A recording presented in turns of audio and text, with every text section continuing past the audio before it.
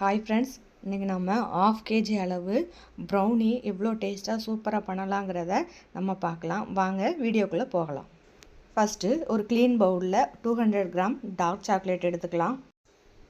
அதோட ½ கப் அளவு வாசனை இல்லாத ஆயில் சேர்த்துக்குவோம்.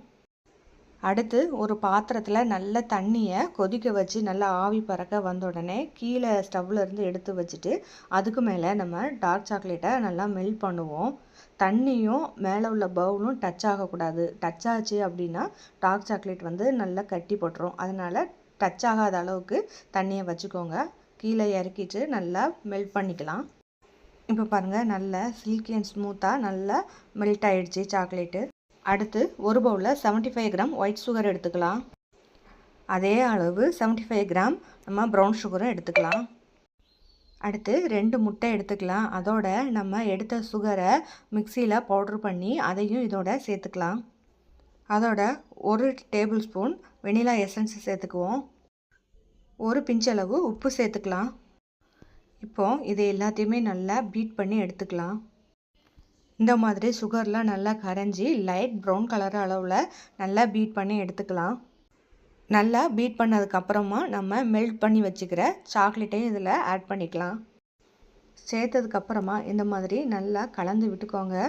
கலக்கும்போது நமக்கு கொஞ்சம் கட்டியாக இருக்கிற மாதிரி தான் தெரியும், ஆனால் பயப்பட வேண்டாம். அடுத்து ஒரு பவுலில் 90 கிராம் மைதா மாவு எடுத்துக்கலாம். 30 கிராம் கோகோ பவுடர். அடுத்து நம்ம மிக்ஸ் பண்ணி வச்சுருக்கிற டார்க் சாக்லேட்டில் ஒரு சல்லடை வச்சு மைதா, கோகோ பவுடர் இது ரெண்டுத்தையும் சேர்த்து நல்லா சளிச்சிக்கலாம்.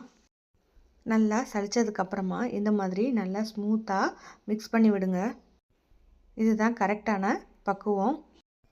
அடுத்து ஒரு ட்ரேயில் 2 ட்ராப்பு நெய் சேர்த்து எல்லா இடத்துலையும் படுற மாதிரி தேய்ச்சதுக்கப்புறமா நம்ம பட்டர் ஷீட்டை இதில் போட்டுக்கலாம்.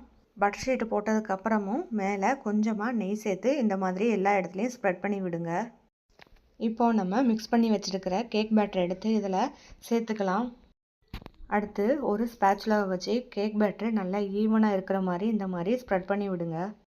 அடுத்து ஒரு டூத் பிக்கு அல்லது ஒரு கம்பியை வச்சு உள்ள பபுள்ஸ்லாம் போகிற மாதிரி இந்த மாதிரி ஏர் பபுள்ஸை ரிலீஸ் பண்ணி விடலாம்.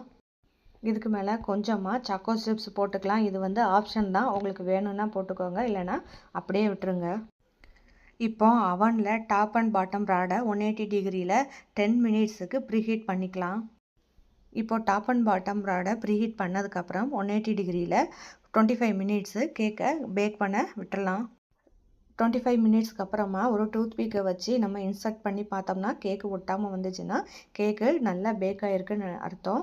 சூப்பராக கேக்கு பேக் ஆகிடுச்சு. நமக்கு கேக்கு நல்லா ஆறினதுக்கப்புறம் பீஸ் போட்டு குழந்தைங்களுக்கு கொடுங்க. அவ்வளோ டேஸ்ட்டாக இருக்கும். குழந்தைங்களும் நல்லா விரும்பி சாப்பிடுவாங்க. நீங்களும் இதே அளவுகளோட ட்ரை பண்ணி பாருங்கள். இந்த வீடியோ உங்களுக்கு பிடிச்சிருந்தா சேனலை சப்ஸ்கிரைப் பண்ணுங்கள், ஷேர் பண்ணுங்கள், கமெண்ட் பண்ணுங்கள். பிடிச்சிருந்தா ஒரு லைக் போடுங்க. தேங்க்யூ.